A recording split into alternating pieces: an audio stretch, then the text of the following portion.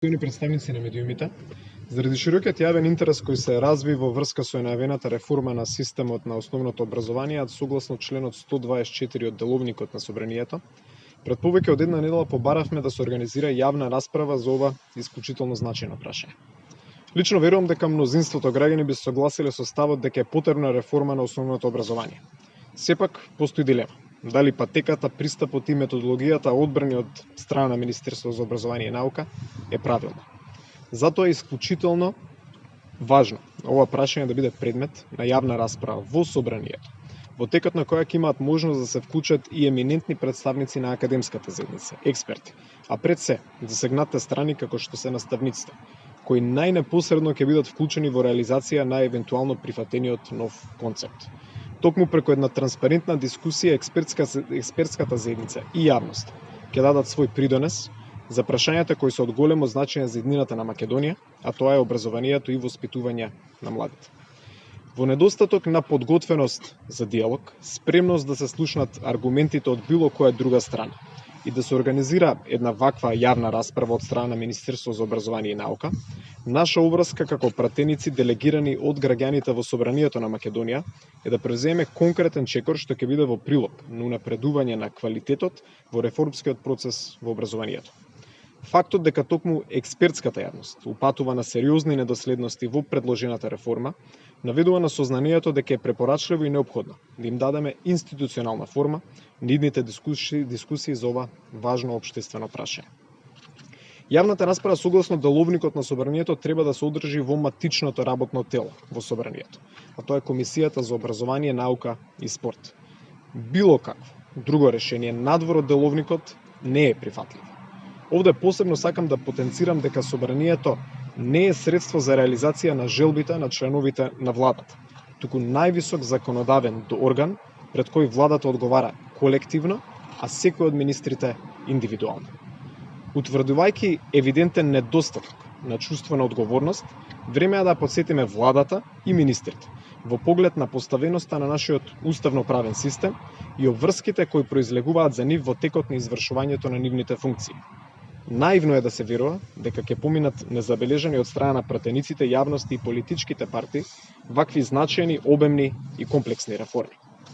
Процесот на предлагање, усвојување, а подоцна имплементирање на нивните реформи во основното образование, без одржување на соодветна собраниска јавна расправа и без обезбедување на поголема национална и поширока институционална поддршка, ќе биде дополнителен доказ во прилог на тезата дека не постои спремност за соработка и подготвеност за водење на отворен и транспарентен диалог за едно исклучително важно прашање кое ќе има сериозно непосредно влијание врз темпото на нашиот севкупен општествен развој.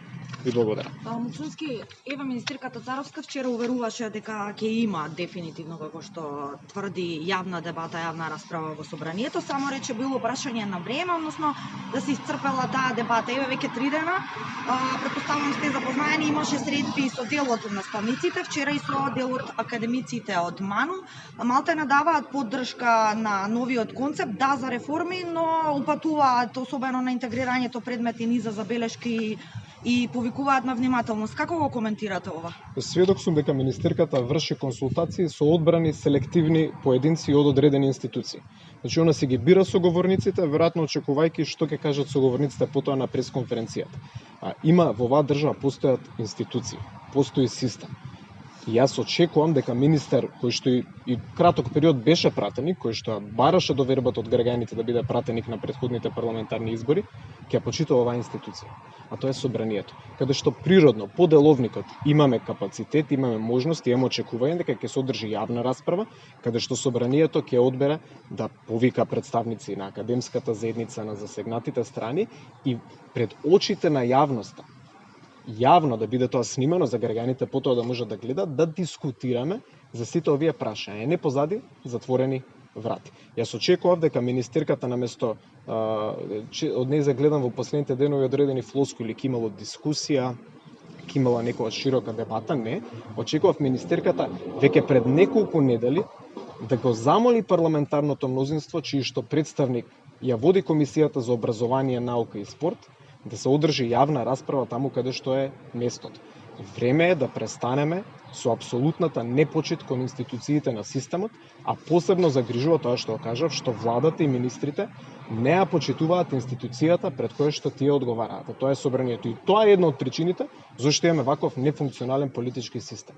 А мене искрено ќе ви кажам, многу ме загрижува фактот што кога бегате од институционализирана јавна расправа, веќе несомнено очигледно криете нешто. Што е тоа што го крие министерката и што не сака да го зборува со пратениците, отворено со представници на академската заедница, доколку се организира таа соодветна јавна расправа, а пратениците од опозицијата ќе вложат се да се организира, јас сум уверен дека ќе случи, тогаш ќе видиме пред јавноста кои се незините вистински аргументи. Така и уште едно прашање околу законот за попис. Тој се донесе, меѓутоа ВМРО ДПМН продолжува секако со низа забелешки и критики.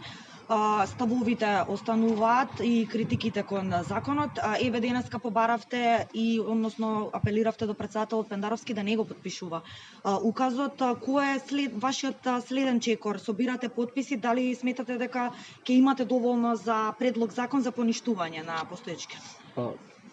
Првото што треба да констатираме дека ВМРО ДПМН е за одржување на попис кој што ќе има вистинска рефлексија за демографските состојби во нашата држава. Овој попис се води по една застарена методологија, една методологија која што ние сметаме дека не е усогласено со највисоките стандарди од Обединетите нации и од Европската унија, односно стандардите на Евростат. Ние дававме конкретни предлози како може Македонија да направи електронски попис, бидејќи имаме капацитет за тоа, но очигледно немаше слух. Овој попис е крајно политизиран и еден само од заклучоците кој што не води кон тоа е велат статистичка, а не политичка операција. Добро, зашто е потребен двоен потпис за да се потврди една статистичка операција? Значи очигледно имаме крајно политизирање на процесот. Во овие први моменти наша обврска е да се обидеме да ги искористиме сите институционални механизми да го спречиме овој попис. Кога ќе се искористат сите институционални механизми, тогаш партијата треба да разговара за кои се следните чекори кои што треба да се превземат за да се спречи една ваква политичка, а не статистичка операција.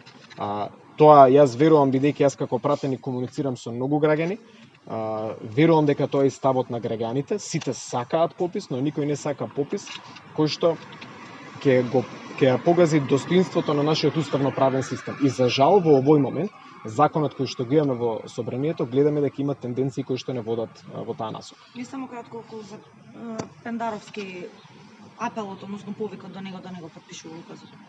Претседателот Пендаровски примарно е најдобро да се консултира со експерти од оваа област. Доколку се консултира со вистински и објективни експерти по ова прашање, верувам дека ќе го упатат кон тоа дека не е овој закон правилниот начин за спроведување на попис. Ке повторам, попис треба. Попис треба час поскоро, но попис треба, земајќи во предвид современите алатки кои што ги имаме во 21 век. Треба електронски попис Македонија да спроведе. Македонија има капацитет тоа да го направи. При тоа нема никој да се сомнева во конечните статистики кои што ќе произлезат од него.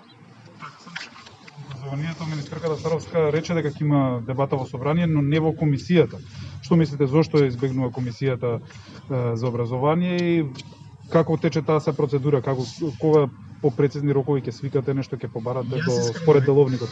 Јас искрено да ви кажам, не знам кои се познавањата на министерката Царовска во делот на политичкиот систем, уставно-правниот систем.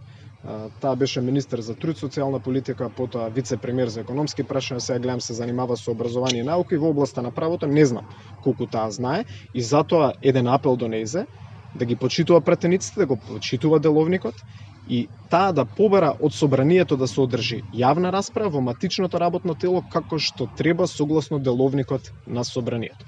Ова прашање ние сме го анализирале, не постапуваме наивно со ова барање.